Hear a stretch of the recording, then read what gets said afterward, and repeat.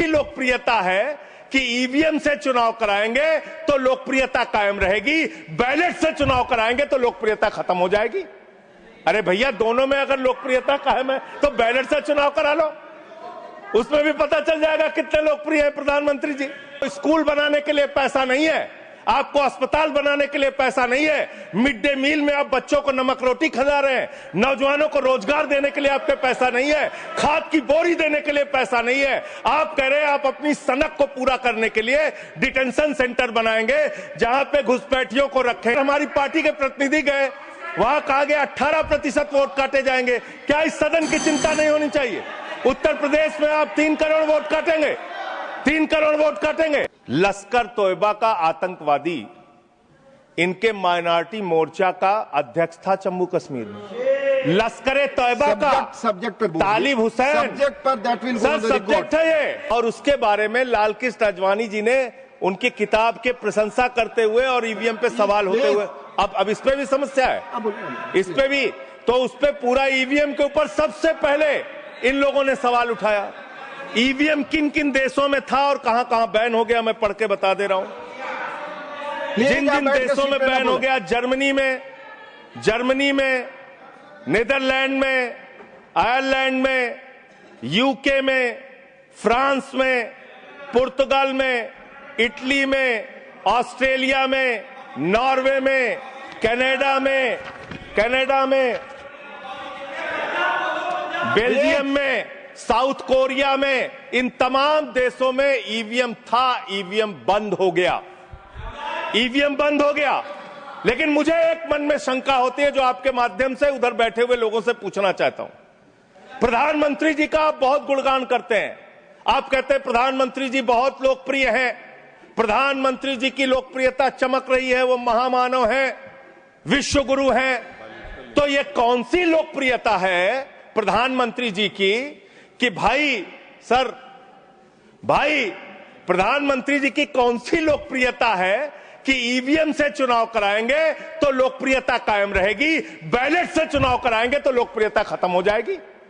अरे भैया, दोनों में अगर लोकप्रियता कायम है तो बैलेट से चुनाव करा लो, उसमें भी पता चल जाएगा कितने लोकप्रिय है प्रधानमंत्री जी, कितनी लोकप्रिय है भारतीय जनता पार्टी, कितने लोकप्रिय हैं आप लोग, ये आपको पता चल जाएगा। दूसरी बात मान्यवर, दूसरी बात, आपने अभी मैंने सुना कि डिटेंशन सेंटर बनाएंगे घुसपैठियों के लिए, और यह कहा गया कि इस पूरी चुनाव की प्रक्रिया के तहत जो लोग पकड़े जाएंगे घुसपैठिए, उनको उस डिटेंशन सेंटर में रखा जाएगा। मैं आपके माध्यम से इस सरकार से पूछना चाहता हूं, 11 साल से इस देश में ट्रंप की सरकार तो है नहीं, न बराक ओबामा की सरकार है, न बाइडेन की सरकार है, यहां पर प्रधानमंत्री नरेंद्र मोदी जी हैं और गृह मंत्री अमित शाह जी हैं। आपने 11 साल में कितने घुसपैठिए हिंदुस्तान से भगाए, इसके बारे में आंकड़ा दीजिए सदन को आप जानकारी दीजिए। आप बिहार जाते हैं, वहां घुसपैठिया चिल्लाते हैं, झारखंड जाते हैं, वहां घुसपैठिया चिल्लाते हैं, दिल्ली आते हैं, वहां घुसपैठिया चिल्लाते हैं, हरियाणा जाते हैं, वहां घुसपैठिया चिल्लाते हैं, महाराष्ट्र जाते हैं, वहां घुसपैठिया चिल्लाते हैं, आसाम जाते हैं, वहां घुसपैठिया चिल्लाते हैं, घुसपैठिया पकड़ नहीं पाते। यह कौन सा घुसपैठिया है? जहां पर चुनाव होगा वहां आपको घुसपैठिया मिल जाते हैं, आप पूरा चुनाव उसके ऊपर करते हैं। कितने घुसपैठिया बिहार में मिले, इसको बताइए, देश को, इस सदन में बताइए। मैं आपको बताना चाहता हूं मान्यवर, मात्र 315 वहां पर विदेशी नागरिक मिले, जिसमें 78 मुसलमान थे, बाकी नेपाल के हिंदू थे। उसको आप इसलिए आंकड़ा नहीं जारी कर रहे हैं, 65 लाख में सिर्फ 315 मिले। आपकी छाती पे तो सांप लौटने लगा, आपको तो मजा आया नहीं।